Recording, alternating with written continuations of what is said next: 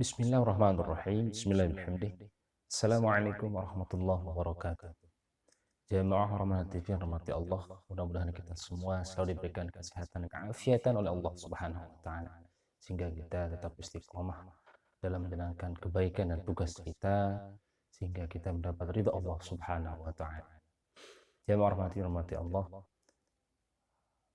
Pada kali ini kita akan membahas kisah yang kedua, yaitu dari kisah Hasan al-Basri, yang dimana pada kali ini yaitu kisah Hasan dari Basrah dengan Abu Amr.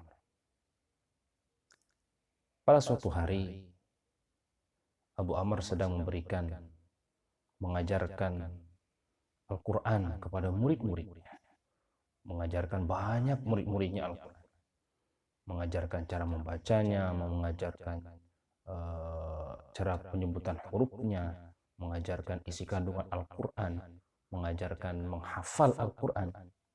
Tiba-tiba datang seorang pemuda yang sangat tampan sekali. Seorang pemuda yang tampan, seorang laki-laki ikut duduk di majelis ta'limnya Abu Amr.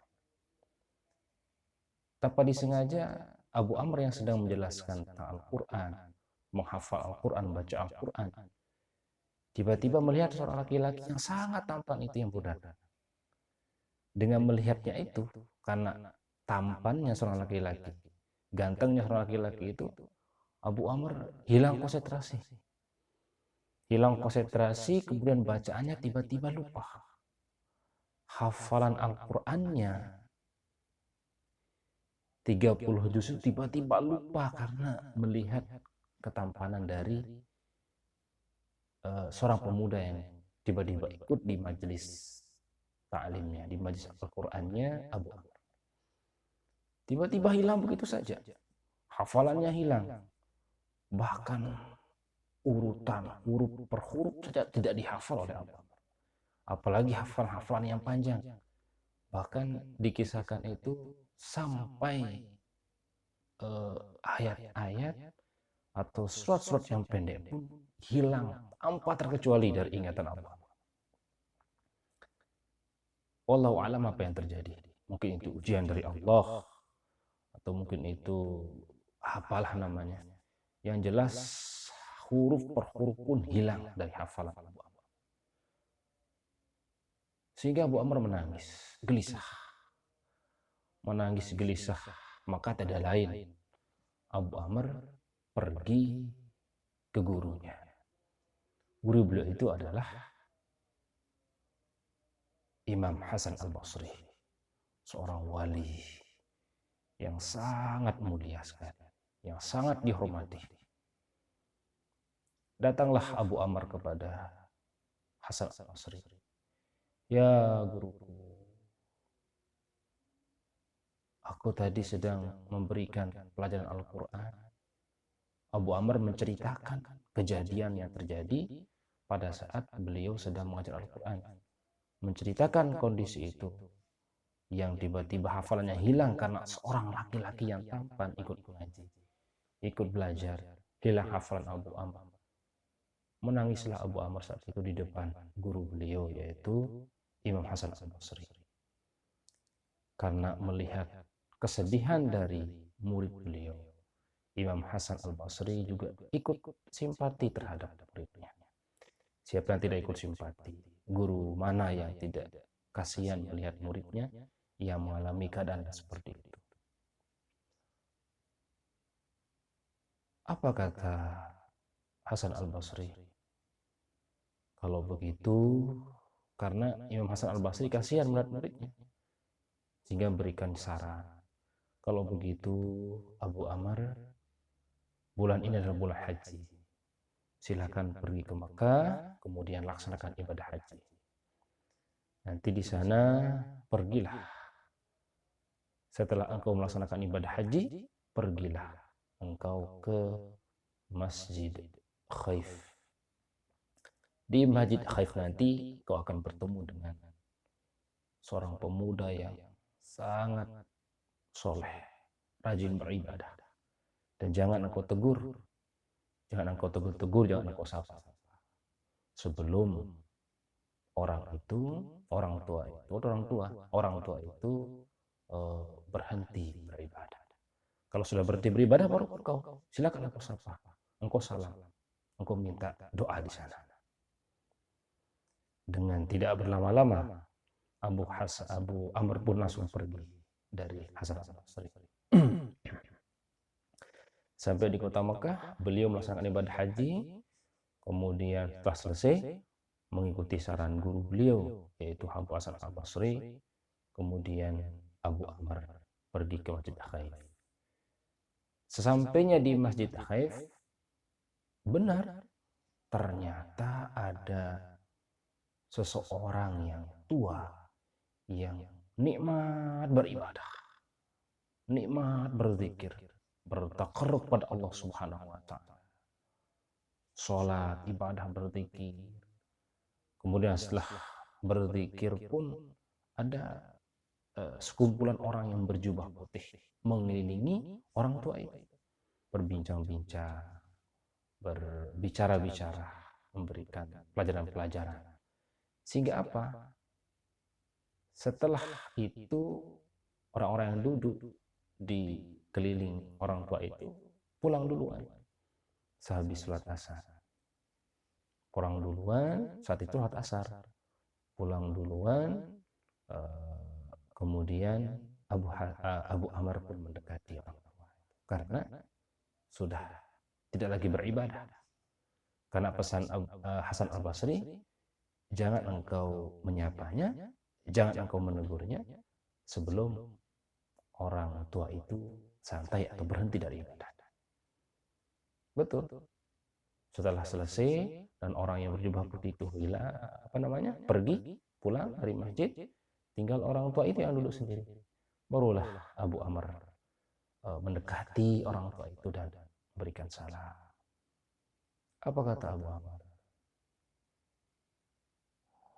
Orang tua, saya ini adalah seorang guru Al-Quran di Basrah.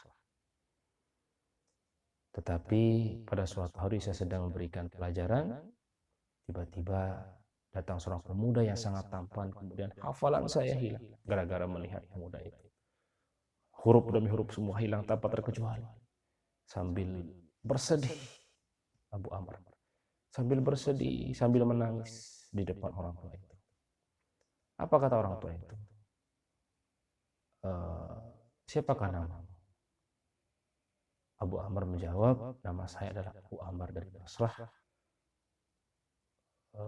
guru Al-Quran, guru penghafal Al-Quran. Tapi tiba-tiba hilang hafalan saya.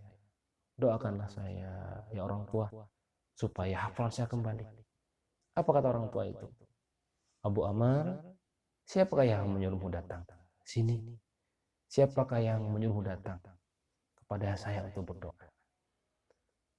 Wahai orang tua, saya memiliki guru yang sangat mulia, yang sangat dihormati, yaitu Imam Hasan al-Basri. Beliaulah guru saya yang menyuruh saya datang ke sini untuk minta doa kepadamu agar hafalan saya kembali. Sambil tersenyum orang tua itu, apa kata orang tua itu? Ternyata Hasan al-Basri membongkar satu rahasia kelebihan dari orang tua itu.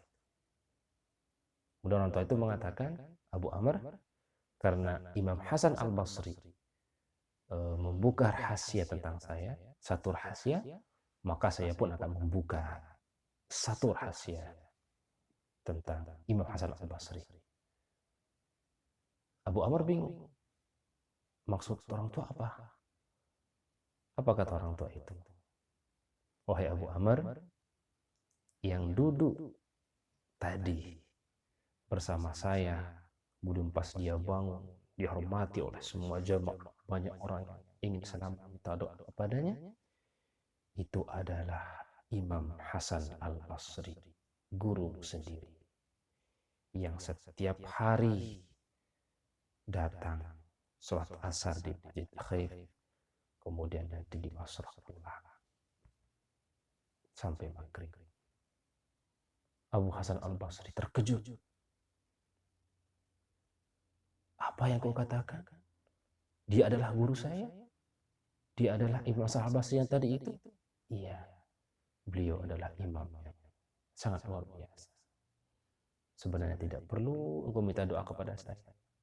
Cukuplah engkau minta doa kepada beliau, kepada Imam Hasan Al-Basri. Karena kemuliaan beliau jauh lebih mulia daripada saya. Tapi karena engkau disuruh oleh guru untuk saya doakan engkau, maka aku pun akan mendoakan, kata orang tua itu, dan mendoakan Abu Amr agar hafalannya kembalikan. Dan saat itu pun, dan detik itu pun, Masya Allah luar biasa, detik itu pun, saat itu pun kembali hafalan Abu Amr seperti biasa. Langsung Abu Amr menangis, bersujud di depan orang tua itu.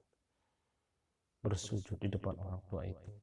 Kemudian bersyukur kepada Allah Subhanahu wa Ta'ala karena hafalannya telah dikembalikan. Artinya apa? Jamaah rahmatib yang rahmati Allah, kelebihan karomah yang dimiliki oleh Imam Hasan Al-Basri ini dimiliki oleh orang-orang yang tertentu, orang-orang yang dekat dengan Allah, orang-orang yang tingkatan ketakwaannya tinggi, tingkatan keimanannya sangat tinggi, kemuliaannya, derajatnya juga adalah orang-orang yang memiliki kemuliaan, zikirnya yang selalu tidak pernah berhenti, sehingga karomah yang beliau miliki merupakan kelebihan yang diberikan oleh Allah Subhanahu wa Ta'ala. Jadi Abu Amr semakin sadar bahwasanya gurunya atau imamnya sendiri, Imam Hasan Al-Basri, adalah imam yang sangat luar biasa, imam yang memiliki ilmu yang sangat tinggi, imam yang memiliki kemuliaan akhlak yang begitu tinggi. Jadi dari kisah ini kita mengambil pelajaran bahwa kemuliaan yang kita lakukan insya Allah akan mendapatkan kelebihan. Apapun yang kita lakukan, kita akan mendapatkan kelebihan-kelebihan, fadilah-fadilah. Maka gunakanlah waktu kita untuk banyak beribadah kepada Allah, berzikir. Kalau kita bekerja, maka bekerja dengan jujur. Kalau ada waktu sholat, maka kita kerjakan sholat. Itulah kesimpulan dari kisah yang tadi. Artinya adalah luar biasa kelebihan yang dimiliki oleh Imam Hasan Al-Basri. Tawadhu'nya, tindihannya, itu diberikan contoh kepada kita semua agar tidak bersifat sombong, tidak bersifat angkuh. Walaupun kita memiliki kelebihan-kelebihan, maka cukuplah Allah Subhanahu wa Ta'ala yang mengetahui. Sekian, terima kasih. Wallahumma fiqal hadi ila sabil rasyad. Wassalamualaikum warahmatullahi wabarakatuh.